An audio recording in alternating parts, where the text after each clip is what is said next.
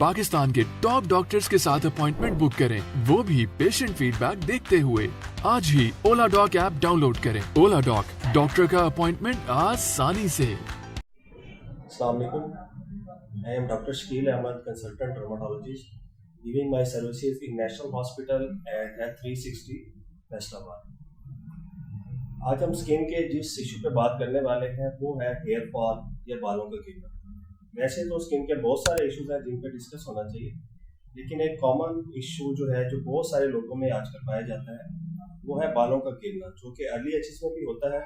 इसको हम अपनी कॉमन जबान में हेयर लॉस भी कहते हैं। तो हेयर लॉस कितनी टाइप्स का होता है, बालों का गिरना, बालों का झड़ना, बाल झड़ कितनी किस्म का होता है, इस हवाले से हम थोड़ा सा डिस्कस करेंगे। सबसे पहले तो हेयर फॉल या बालों का गिरना या बाल झड़ दो तरह का होता है। एक वो होता है जिसके अंदर हेयर फॉलिकल्स, बालों की रूट्स जो बिल्कुल डैमेज हो जाती हैं और वो दोबारा उनसे बालों की ग्रोथ नहीं होती। तो ऐसी कंडीशन बहुत सारी बीमारियों में हो सकती है और इसके अंदर बालों के दोबारा आने के चांसेस बहुत कम होते हैं। और दूसरी एक किस्म है जिसको हम नॉन स्कारिंग एलोपेशिया कहते हैं, जिसके अंदर जो बालों की रूट्स है, हेयर रूट्स या जो हेयर फॉलिकल जहाँ से बाल आता है वो परमानेंट डैमेज नहीं होता। परमानेंट डैमेज ना होने की वजह से वहाँ पे चांस होता है कि हेयर की रीग्रोथ हो सकती है, या तो उसमें बाल कमज़ोर होता है, कमज़ोर होने के बाद अगर हम उसको प्रॉपर ट्रीट करें तो बाल दोबारा मजबूत भी हो जाता है और बालों की ग्रोथ भी हो जाती है। तो आज हम जो नॉन स्कारिंग एलोपेशिया है या बालों की वो टाइप जिसमें बाल गिरते हैं और दोबारा आने के चांसेस हैं वो डिस्कस करेंगे।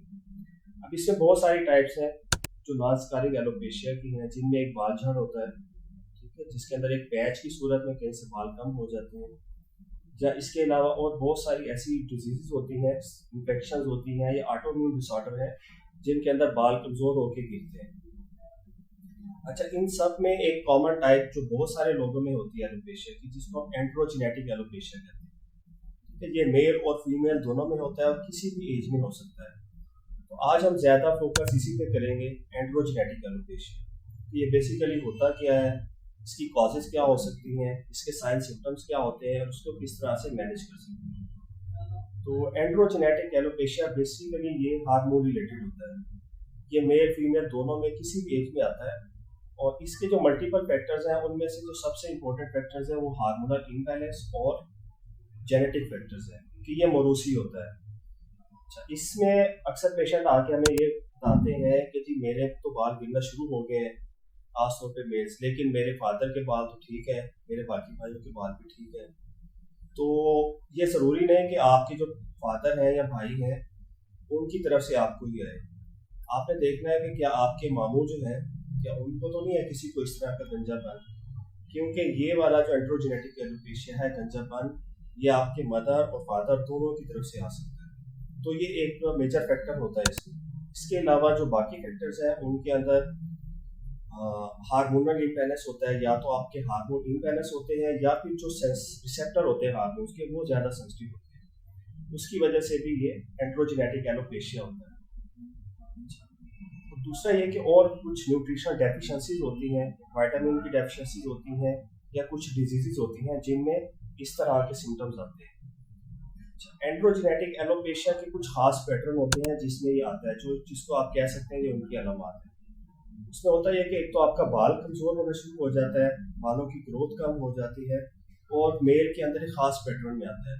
मेल के अंदर खास तौर पे ये आपके फ्रंटल लाइन जो है ये कम होना शुरू हो जाती है साइड से, और ये वाला वर्टिक्स का एरिया है यहाँ से बाल कम होना शुरू हो जाता है। और फीमेल के अंदर इसका जो पैटर्न होता है वो खास तौर पे दरमियान से, ठीक है, जहाँ से आप माल निकालते हैं उस एरिया से बाल कम होना शुरू हो जाते हैं और वीक होना भी शुरू हो जाते हैं। तो ये मेल फीमेल दोनों के अंदर थोड़े से डिफरेंट मिलते जुलते सिम्टम्स होते हैं, लेकिन साइड डिफरेंस होते हैं। तो ये आप पता कैसे चलेगा कि आपको ये वाला एलोपेशिया है? तो एक तो इसका प्रॉपर आपने अर्ली डायग्नोसिस बनाने के लिए अपने किसी कंसल्टेंट डर्मेटोलॉजिस्ट को चेक करवाना है, ताकि वो आपकी हिस्ट्री एग्जामिनेशन के बाद आपको बता सके कि आपका ये कौन सा एलोपेशिया है। समटाइम हमें इसमें टेस्ट भी करवाने की ज़रूरत पड़ती है, और कुछ टेस्ट जैसे हम कुछ हार्मोन्स के टेस्ट करवाते हैं या हम न्यूट्रिशनल डेफिशिएंसीज के लिए टेस्ट करवाते हैं। तो ये दोनों चीज़ें करवाना ज़रूरी होती हैं ट्रीटमेंट स्टार्ट करने से पहले। लेकिन अगर आप इस तरह के गंजेपान को, एंड्रोजेनेटिक एलोपेशिया को अर्ली डायग्नोज कर लें और अर्ली ट्रीटमेंट स्टार्ट कर लें तो इसके अच्छे रिजल्ट्स आते हैं। ठीक है, अब हम बात करते हैं इसके ट्रीटमेंट के हवाले से। एंड्रोजेनेटिक एलोपेशिया में बहुत सारे ट्रीटमेंट्स हैं, ठीक है, जिसके अंदर खाने वाली मेडिसिन भी हैं, लगाने वाले ऑयल्स भी हैं, ठीक है, स्प्रेज भी हैं। लेकिन ये हम वेरी करता है पर्सन टू पर्सन कि किसको किस तरह का ट्रीटमेंट चाहिए। एज से रिलेटेड भी होता है, ठीक है, और बाकी फैक्टर्स को देख के हमें डिसाइड किया जाता है।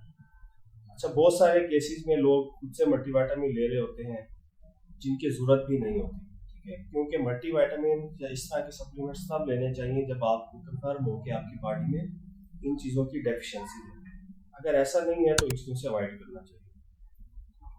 अब जो मल्टीपल ट्रीटमेंट है उनमें एक ट्रीटमेंट PRP भी आता है।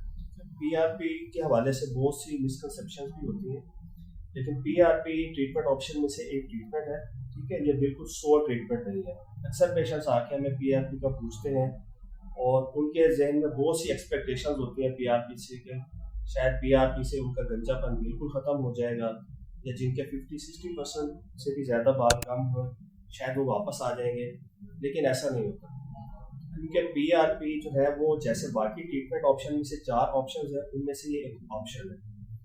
इसका बेनिफिट कितना होता है वो वेरी करता है पर्सन टू पर्सन, ठीक है। तो जब आपने PRP करवाना है अगर, तो उसके साथ बाकी ट्रीटमेंट लेना लाजमी है, क्योंकि आपका सोल ट्रीटमेंट वो है, ये उसका एडिड ट्रीटमेंट है। तो एंड्रोजेनेटिक एलोपेशिया के हवाले से ये कुछ बुनियादी मालूमात थी, साइन सिम्टम्स और उसका डायग्नोसिस कैसे करना है और ट्रीटमेंट किस तरह से लेके चलना। तो अगर आपको इस तरह के कोई भी सिम्टम्स हैं तो आप फौरन अपने कंसल्टेंट डर्माटोलॉजिस्ट से कंसल्ट करें, अपना डायग्नोसिस बनवाएं और उसका अर्ली ट्रीटमेंट स्टार्ट करवाएं। अदरवाइज फिर इसका एंड रिजल्ट यही होता है कि आपके बाल इतने गिर जाते हैं कि ट्रीटमेंट से वापस नहीं आते और फिर आपको ट्रांसप्लांट की तरफ जाना पड़ता है। तो उम्मीद है कि आपको ये वीडियो बहुत हेल्प करेगी आपके इस एंड्रोजेनेटिक एलोपेशिया या बालों के गिरने के हवाले से। इस हवाले से फर्दर आपकी क्यूरीज हो तो आप हमें रब्ता कर सकते हैं। तो इंशाल्लाह नेक्स्ट जल्द आपसे किसी और टॉपिक पे इसी तरह से डिस्कशन होगा। पाकिस्तान के टॉप डॉक्टर्स के साथ अपॉइंटमेंट बुक करें, वो भी पेशेंट फीडबैक देखते हुए। लाखों लोगों की तरह पाकिस्तान के सबसे बड़े डॉक्टर नेटवर्क का फायदा उठाएं और आज ही ओला डॉक ऐप डाउनलोड करें। ओला डॉक, डॉक्टर का अपॉइंटमेंट आसानी से।